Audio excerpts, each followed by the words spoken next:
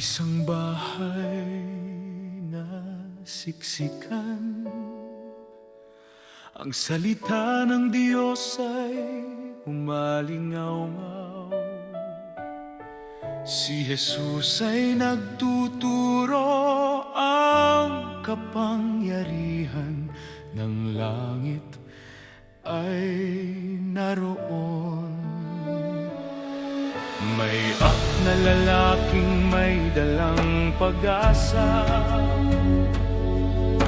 isang paralitiko sa munting banig.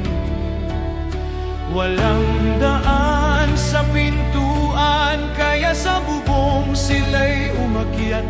Tinanggal ang bubong ng pananampalataya at ibinaba ang lalaking sugatan.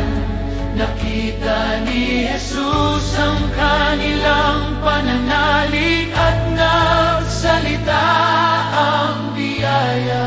Tahimik ang sandali, langit ang nakatingin, at sinabi niya sa kanya,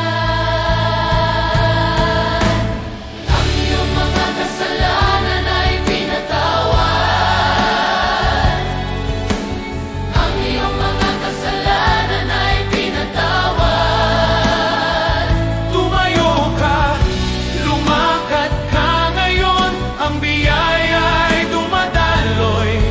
Ang langit ay sumasagot, ang iyong mga kasalanan ay pinatawad.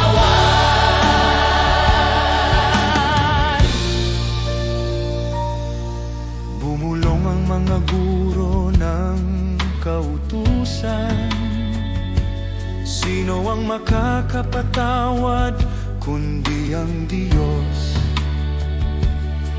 Ngunit alam ni Jesus ang kanilang isip at tinanong niya sila, alin ang mas madali, sabihin pinatawad o sabihin tumayo at lumakad? Tumayo ka, kunin mo ang iyong panig at umuwi ka. At ang lalaki ay tumayo, at ang bayan ay napuno ng papuri. Ang iyong mga kasalanan ay pinatawad. Ang iyong mga kasalanan ay pinatawad. Tumayo ka, lumakad ka ngayon, mula sa bubong hanggang sa sahig. Ang wasak ay ginawang buo, ang iyong mga kasalanan ay pinatawad. Pinagagaling niya ang kaluluwa, Pinatawad. pinagaling ang anak ng tao, ay may kapangyarihan sa lupa. At ang himala ay nagsisimula sa biyaya ng Diyos. Ang iyong mga kasalanan ay pinatawad. Ang iyong mga kasalanan ay pinatawad.